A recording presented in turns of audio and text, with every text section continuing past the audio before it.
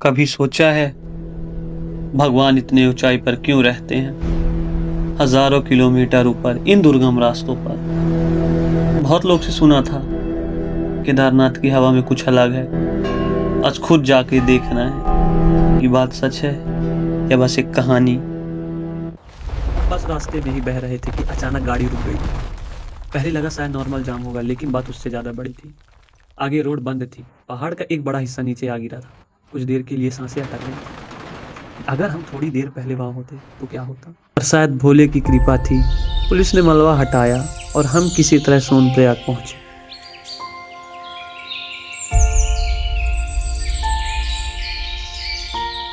जैसे ही रास्ता खुला और हम आगे बढ़े, हवा एकदम से बदल गई। वो ठंडी और शुद्ध होती जा रही थी।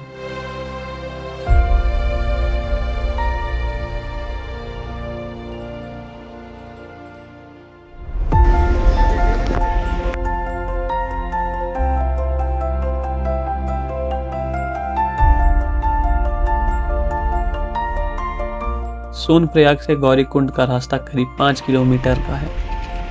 हम सुबह से चल रहे थे, पर अजीब बात थी, पहली बार थकान बिल्कुल नहीं लग रही थी। लग रहा था कि बस अब जल्दी वहां पहुंच जाऊं।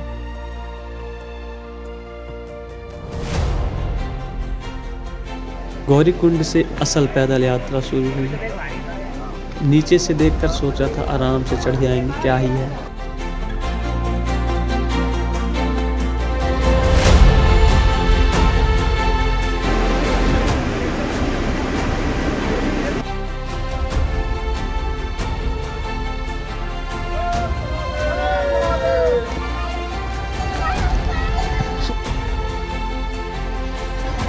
लेकिन पहाड़ आपका गुरूर बहुत जल्दी तोड़ देता है। सिर्फ 1 किलोमीटर चला था और पैरों ने जवाब देना शुरू कर दिया। पहली बार मन में एक शंका आई, क्या सच में हो पाएगा मुझसे। जैसे जैसे ऊपर चढ़ते रहे, मंजिल और दूर होती जा रही थी और थकान दुगनी। This is what we want. Again, the second row. The second break was held to 10:44 o'clock. 19. Thank you.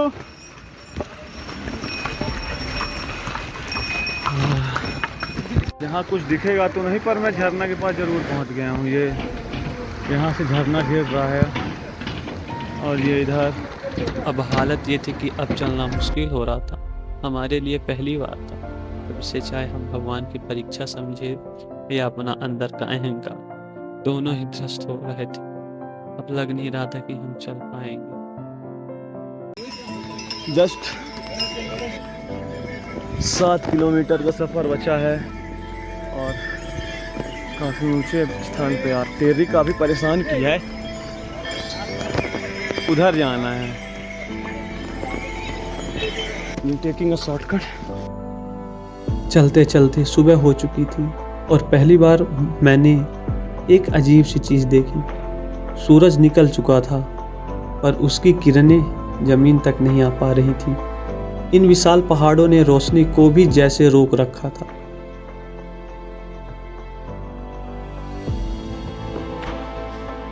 अभी भी 7 किलोमीटर बचे थे, पर अब रास्ते में ग्लेशियर दिखना शुरू हो गए थे। लोग कह रहे थे बस अब बाबा आने वाले हैं।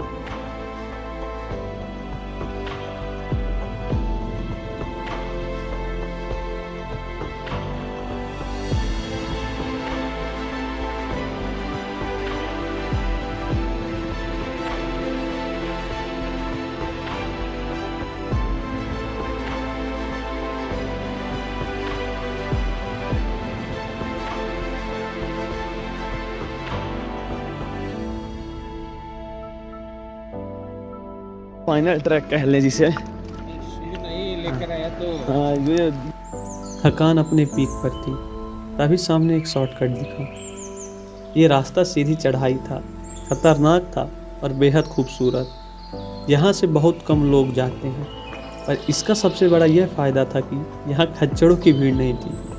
कुछ देर के लिए एकदम आज़ादी मिल गई थी। शॉर्टकट रास्ता तो है ये, पर लेकिन बहुत कठिन रास्तों में से माना जा रहा है ना भैया? आगे लगेगा भाई तो ना भैया, लौट आए क्या कहते? कर लूँगा। हाँ तो कर ले भैया, 5 किलोमीटर खींचे। और दिस इज टू डेंजरस। यहाँ शेर एयर भी आते हैं। वहाँ जाना है। ये 5 किलोमीटर कम होने वाली रास्ता है।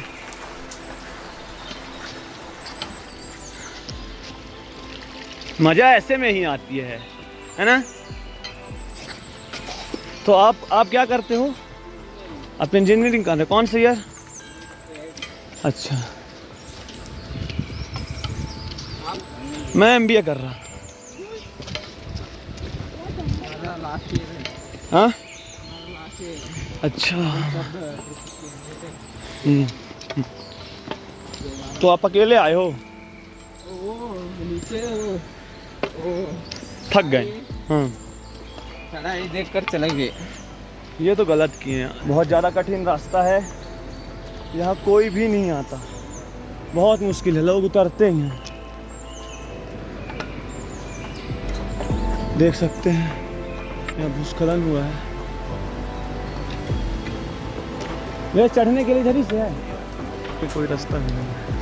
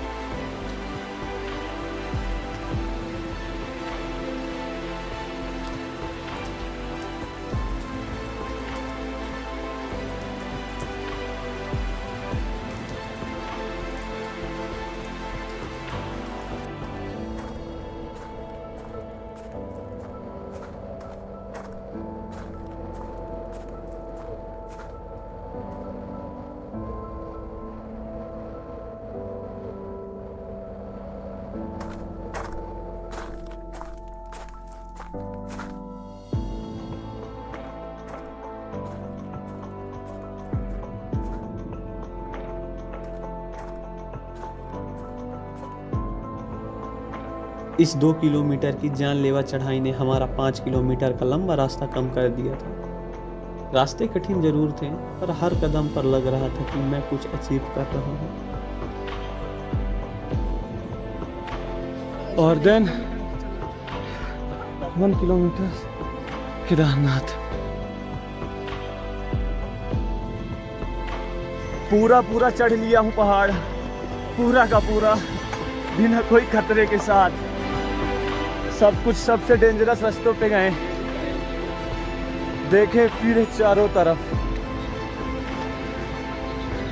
इसके ऊपर सिर्फ केदारनाथ। और फिर वो चढ़ाई खत्म हुई। केदारनाथ अब सिर्फ 2 किलोमीटर दूर थे। आसपास का नज़ारा ऐसा था जैसे मैं तेजी स्वर्ग में आ गया हूँ। खुद पर यकीन नहीं हो रहा था कि मैं सच में यहाँ पहुँच गया। एक अजीब सा जादू था उस हवा में। पहुंच गए। ये रहे केदारनाथ।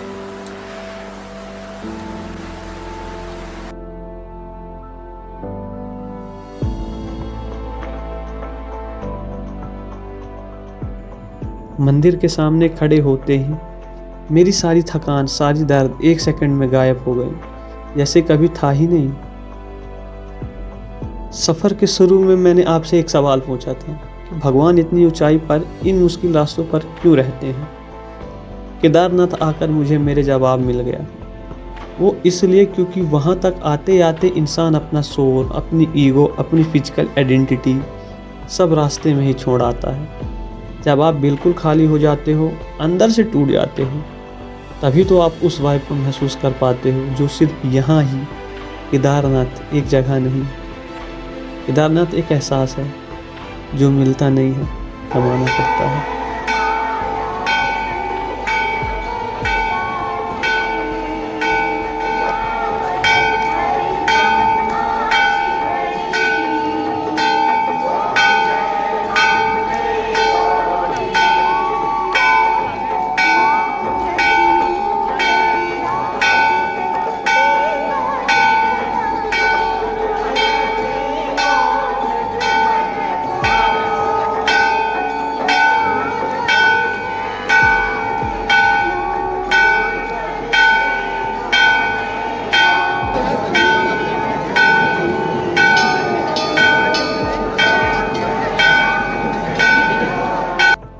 उम्मीद करता हूँ कि आपको वीडियो पसंद आई होगी।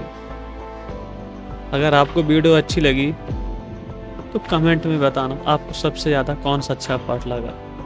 मिलते हैं अगले ही एक ऐसे नए सफ़र पर। हर हर महादेव।